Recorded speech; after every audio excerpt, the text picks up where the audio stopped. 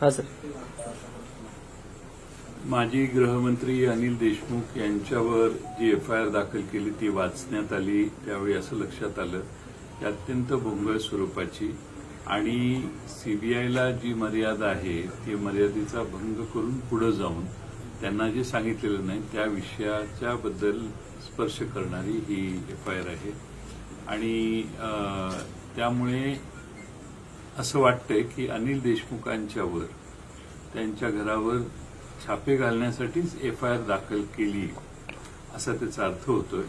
FIR दाखल केली आणि नंतर छापे मारायचं सत्र यांनी सुरू केलं. म्हणजे जाणीवपूर्वक हे काम सीबीआयच्या मार्फत करण्यात आलेलं आहे. आपण महाराष्ट्राच्या कोविडची परिस्थिती आणि देशातली कोविडची परिस्थिती यावरून लक्ष बाजूला नेण्याचा हा आणखीन एक प्रयत्न केंद्र सरकार करते असं मला वाटतंय. त्यांचे भारतीय जनता पक्ष त्याबद्दल करते. आज महाराष्ट्राला जेवढी ऑक्सिजन पाहिजे तो आम्ही जामनगर, भिलाई, बल्लारी इथून घेत होतो. आता केंद्र सरकारने ह्या जवळून म्हणजे टँकर जाऊन मागे येईपर्यंत जो कालावधी लागतो त्याच्यापेक्षा आता जास्त लांबून म्हणजे ओरिसाच्या रूरकेला जिल्हा, संबलपूर जिल्हा इथून टँकर भरून आणायच्या सूचना केलेल्या आहेत. विशाखापट्टणमवरून टँकर भरून आणायला एक रेल्वे गेली ती 7 दिवसांनी परत आली. त्यामुळे महाराष्ट्राचा ऑक्सिजनचा पुरवठा खंडित होण्याचा फार मोठा धोका निर्माण होतो. आमच्याकडे जवळ जे जामनगर, भिलाई आणि बल्लारी आहेत या 3 ठिकाणाहून किमान काही तासात टँकर परत येतो. त्यामुळे आज त्यामधला गॅस कमी करून जामनगरचा गॅस कमी करण्यात आला, भिलाईचा गॅस कमी करण्यात आला आणि आता आम्हाला रूरकेला आणि संबलपूरचा गॅस म्हणजे आणखीन काही तास तिथं पोचायला जास्त लागतील. एवढी टँकरची संख्या नाही आणि टँकर एवढे प्रवासात जर राहिले तर मग महाराष्ट्रातल्या गॅसचा पुरवठा कायमचा होणार नाही असे नवे नवे प्रश्न तयार होत आहेत. आणि त्यामुळं आता रेमडेसिवीरची गरज आहे महाराष्ट्राला. दररोज 80,000पर्यंत रेमडेसिवीरची मागणी आहे. केंद्र सरकारने आता त्याच्यावर नियंत्रण ठेवलेलं आहे आणि आता साधारणपणाने 43,000 रेमडेसिवीरचे इंजेक्शन देणं त्यांनी कबूल केलेलं आहे. हे सगळं जे आहे ह्या सगळ्या मध्ये जी अवस्था भारतातल्या वेगवेगळ्या शहरांची झालेली आहे, कोविडमध्ये कोविडच्या या संकटाला हाताळण्यात जे परिस्थिती निर्माण झाली आहे त्यावरून लक्ष दुसरीकडे वेधण्यासाठी अनिल देशमुखांच्या मागे लागण्याचा एवढा वेळ जर त्यांनी कोविडच्या परिस्थितीला खर्च केला आणि कोविडमधून भारताला बाहेर काढण्यासाठी जर वेळ दिला असता तर कदाचित अजून चांगली परिस्थिती निर्माण झाली असती. त्यामुळं या अशा म्हणजे एखाद्याला मुद्दामून अडचणीत आणायचं, राजकीयदृष्ट्या संकट तयार करायचा प्रयत्न करायचा आणि ज्या मर्यादा सीबीआयला महाराष्ट्रात आहेत त्या मर्यादांचं उल्लंघन करून त्याचा एफआयआर दाखल करायचा आणि एफआयआर दाखल करून लगेच त्या राजकीय नेत्यावर रेड करायची, हे सगळंच अनाकलनीय आहे. आणि त्यामुळं ही मोगलाई चालू आहे का काय महाराष्ट्रात आणि भारतात असं वाटावं एवढा हा प्रकार निंद्यजनक आहे. हायकोर्टाने 100 कोटीची मागणी करण्यात आली किंवा नाही एवढ्या मर्यादेत त्यांना चौकशी करायला दिलेलं होतं. त्या पलीकडे जाऊन काही निष्कर्ष काढण्याचा अधिकारच सीबीआयला महाराष्ट्रात नाहीये. त्यामुळे त्यांनी त्यांना दिलेल्या मर्यादाचा भंग केलेला आहे. आता ठीक आहे, कायद्यात त्या बाबतीत बघितलं जाईल योग्य ते, पण सीबीआयला जे मर्यादा दिलेली त्याच्या पलीकडे जाऊन कायद्याप्रमाणे असं जे म्हटलंय त्या कायद्याचाच मुळात भंग करून सीबीआयने पुढे पाऊल टाकलेलं आहे. आणि त्यामुळं हा राजकीय वापर आहे. मुद्दामून जाणीवपूर्वक राष्ट्रवादीच्या नेत्याला बदनाम करण्याचा हा कट आहे. आणि परिस्थिती काय, एकाने दुसऱ्याला पैसे मागितले असं तिसरा म्हणतोय. म्हणजे दिले असते तर मी समजू शकतो. आणि जर एखाद्याने ट्रान्झॅक्शनच झालं नाही, गुन्हाच घडलेला नाही, फक्त कोण कोणाला मागतो ह्याच्यावर कोणी जो गुन्हेगार आहे, तुरुंगात आहे, तो म्हणतो म्हणून त्याच्यावर विश्वास ठेवायचा, हे सगळंच अनाकलनीय आहे.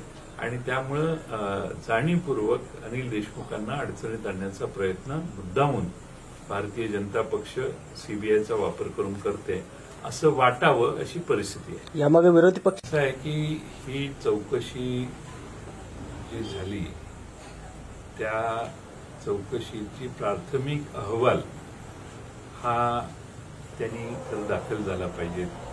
मी अनिल देशमुख यांच्याशी बोललो, आणखीन काही लोक ज्यांनी तिथं आपली म्हणणं दिलं त्यांना बोलवण्यात आलं आणि त्यांना इंट्रोगेट करण्यात आलं. माझ्या ऐकवात आहे, मी काही सगळ्यांशी बोललो नाही, पण काही साधारणपणाने अतिशय सरळपणाने त्यांनी सगळ्या प्रश्नांची उत्तरं समाधानकारक दिलेली होती. तरी देखील तुरुंगात असणाऱ्या माणसाचं खरं समजायचं, बाहेर असणाऱ्यांचं नाही. जो आरोपी नाही आहे त्याचं नाही, पण जो आरोपी आहे त्याचं खरं समजायचं. आणि परसे बोलता बोलता मी तुम्हाला मागितले म्हणून हा तिसऱ्याला तुम्ही कुणाला तरी जाऊन सांगितलं आणि त्याने चौथ्याला तक्रार केली, हा जो सगळा प्रकार आहे तो अतिशय हे आहे. आणि आम्ही ज्यांना बाजूला केलं, आम्ही जे पोलीस कमिशनर होते त्यांच्या काळात ह्या घटना घडल्या म्हणून आम्ही त्यांना दूर केलं. आता बाजूला केल्यानंतर त्यांनी एकदम आरोप केलेला जर सरकारवर असेल तर त्या कोणताही भ्रष्टाचाराचा जर घटना होत असेल, कोणी पैसे मागितले तर 7 दिवसाच्या आत आरोप व्हायला पाहिजे, एफआयआर दाखल व्हायला पाहिजे. 7 दिवसाच्या आत नाही केलं तर जो असं सांगतो तोही गुन्हेगार होतो. आता 7 दिवसात तक्रार नाही झाली, ही कितीतरी महिन्यानंतर हे सांगतात की असं असं कोणीतरी काहीतरी म्हटलं, याला काहीच अर्थ नाही. आणि अनिल देशमुख हे आम्हा सगळ्यांना माहिती आहेत, अतिशय सुस्वभावी आणि एक्सपिरियन्स्ड पॉलिटिशियन आहेत. ते काय असे कुणालाही काही करण्यासाठी काही मोबदला मागतील असं आम्हाला वाटत नाही. तरी देखील जाणीवपूर्वक काही अधिकाऱ्यांनी कट करून आम्हाला जर तुम्ही काही करत असाल तर आम्ही तुम्हाला त्रास देऊ शकतो असं दाखवण्याचा प्रयत्न आहे. महाराष्ट्रातल्या जनतेला ह्या सगळ्या अधिकाऱ्यांचं पितळ थोड्या दिवसात उघडं पडलेलं दिसेल असा मला ठाम विश्वास आहे. तरी असं आहे की अटेन्शन डायव्हर्ट करणं हा भारतीय जनता पक्षाचा याच्यात कोणी हातच धरू शकत नाही. तुम्हाला मला कोणाला माहित नाही अशा गोष्टी उकरून काढून त्या ब्रेकिंग न्यूज म्हणून येतात. त्याचं सगळ्यात मोठं कारण की सध्या जे चाललेलं आहे आणि काही लोक अपयशी ठरायला लागलेत ही सगळी व्यवस्था देशातली सांभाळायला, त्यापासून डायव्हर्शन करण्याचा कदाचित हा प्रयत्न असेल, अटेन्शन डायव्हर्ट करणं. राज्यात आहे की आम्ही काँग्रेस, राष्ट्रवादी, शिवसेना आम्ही तिन्ही पक्ष रिव्हेंज घेण्यासाठी राज्य करत नाही. कोणाच्या तरी मागे लागणं वगैरे हे आमच्या तिघाही पक्षातल्या कोणालाच मान्य नाही.